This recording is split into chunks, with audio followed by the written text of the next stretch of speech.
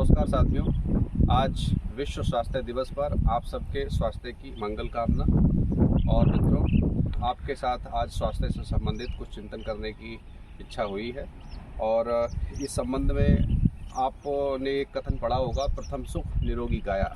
भारत के जनमानस में सदा से प्रचलित रहा ये वाक्य कि मनुष्य जीवन के जितने भी सुख हैं वे समस्त सुखों का आधार सर्वप्रथम हमारा स्वस्थ शरीर ही होता है।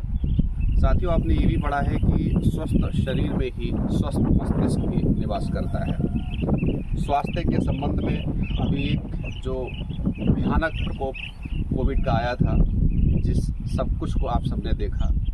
और इतना ही नहीं, डे टू डे लाइफ में अगर डेटा निकाला जाए भारत का और भारत सहित पूरे विश्व का, तो आप हतप्रभ रह जाएंगे कि कितना बड़ा अमाउंट स्वास्थ्य पर खर्च किया जाता है, फिर भी स्वास्थ्य किसी को दिखाई नहीं पड़ता। आपको अगर हम भारतीय चिंतन के परिप्रेक्ष्य में लेकर चलूं, जहां पर स्वास्थ्य की जो परिभाषा की गई थी, वह ये परिभाषा की गई थी कि जो व्यक्ति स्वयं में स्थित है, जिसको स्वयं का बोध है, स्वयं में स्थित है, वह व्यक्ति की स्वस्थ है। जिसमें पूरी तरीके से इस गहरे वाक्य के स्पष्टीकरण करने के लिए बहुत सारी चीज़ें प्रकाशित हुई।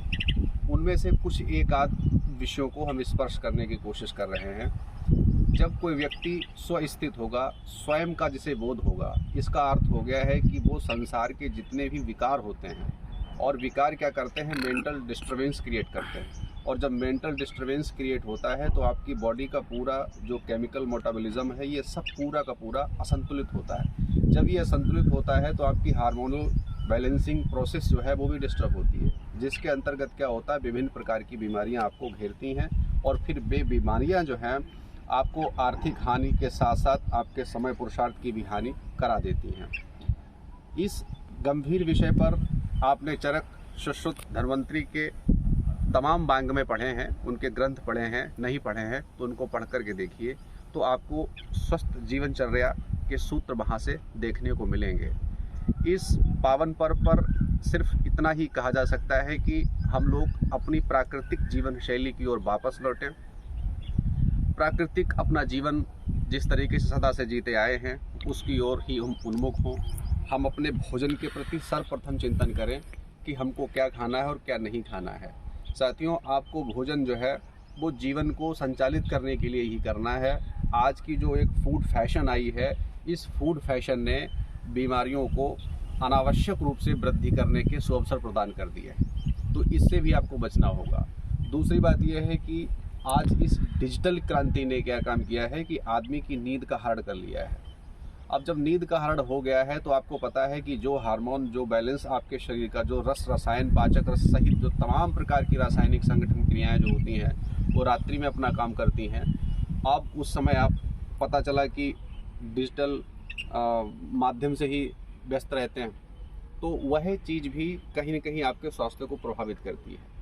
और ऐसा लाइफ स्टाइल होता चला जा रहा है जो आपको स्वास्थ्य से दूर करता चला जा रहा है। दवाइयों पर हमारी डिपेंडेंसी बढ़ती चली जा रही है। तो अगर आप थोड़ी सी सावधानी बरतें तो एक महाभयानक विनाश से बच सकते हैं। सावधानी में छोटे छोटे सूत्र हैं: सही समय पर सो जाना, और सही समय पर उठना, और सही भोजन करना, संतुलित आहार लेना।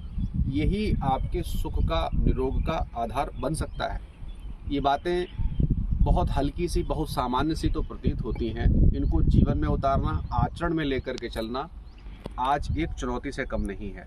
तो अगर इस चुनौती को स्वीकार कर लेते हैं आप, तो निश्चित ही आपको अच्छा और उत्तम स्वास्थ्य मिलेगा। अच्छा और उत्तम स्वास्थ्य ना केवल आपके लिए, बल्कि परिवार के लिए, समाज के लिए और पूरे राष्ट्र के लिए लाभकारी सिद्ध हो सकता है। जो आपका धन दवाइयों पर खर्च होता है, और जो आपका धन, कई बार ऐसी भी घटनाएं देखने को मिली हैं कि आदमी ने अपनी संपत्ति को बेच करके भी लोगों के इलाज कराए पर वे बच न सके। आज आपको पता है कैंसर, हार्ट अटैक, डायबिटीज सहित कितने ऐसे रोग हैं जो रोग पूरी तरीके से मेंटल एक्टिविटी के ही परिणाम हैं। R.W. रिचर्डसन की एक पुस्तक है, अमेरिका के एक बहुत बड़े डॉक्टर हैं, उनकी किताब का नाम है फील्ड ऑफ डिजीजेस। आप उसको पढ़ करके देखिए, जिसमें उन्होंने एक रिसर्च को प्रकाशित किया और ये कहा है कि बहुत सारी बीमारियां केवल मनुष्य के गलत सलत या उल्टे सीधे विचारों के कारण ही पैदा हो जाती हैं, जिनको हम नहीं जान पाते हैं। केवल और केवल आहार जनित रोग ही नहीं हैं, मनोजनित भी रोग हैं। तो इन सारी चीज़ों को समझने के लिए तभी आप समझ सकते हैं जब आप अपना विचार बना लें, अपना मन बना लें कि हमको स्वस्थ रहना है और ये संकल्प धारण कर लें। आपको पता है कि रात्रि में भारत की जो अपनी एक परंपरा थी, जिस परंपरा में जब हम रात्रि को सोते थे तब तन में मनहा शिव संकल्प मस्तु का संकल्प करते हुए व्यक्ति सोता था, जिससे ये पता चलता था कि मेरे तन में और मेरे मन में शुभ और अच्छे विचार और संकल्प आएँ। तो आपको नहीं लगता है कि ये चीज़ हमको कहीं न कहीं मनोविकारों से बचाती थी? ये चीज़ कहीं न कहीं हमको जो साइकोसोमेटिक एक्टिविटीज़ हैं, ये साइकोसोमेटिक जो प्रॉब्लम्स हैं, उनसे हमको बचाती थी। तो हम उस विधा से जैसे जैसे दूर होते चले गए, वैसे वैसे हमारा स्वास्थ्य गड़बड़ होता चला गया।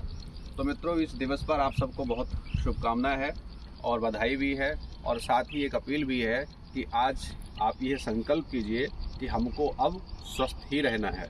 और स्वस्थ रहने के लिए जो भारत ने एक आदर्श बिंदु दिया था, वो था व्यक्ति स्वस्थित हो जाए। स्वस्थित होने के लिए बहुत से मार्ग हैं जहाँ से यहाँ तक आ सकता है। भले ही आप इसका अनुभव ना कर पाएँ, लेकिन कम से कम एक बैलेंसिंग, एक फिट एंड एक्टिव बॉडी के तो मालिक कम से कम बन ही सकते हैं। तो इतना काम आप ज़रूर करें। आपका बहुत बहुत धन्यवाद।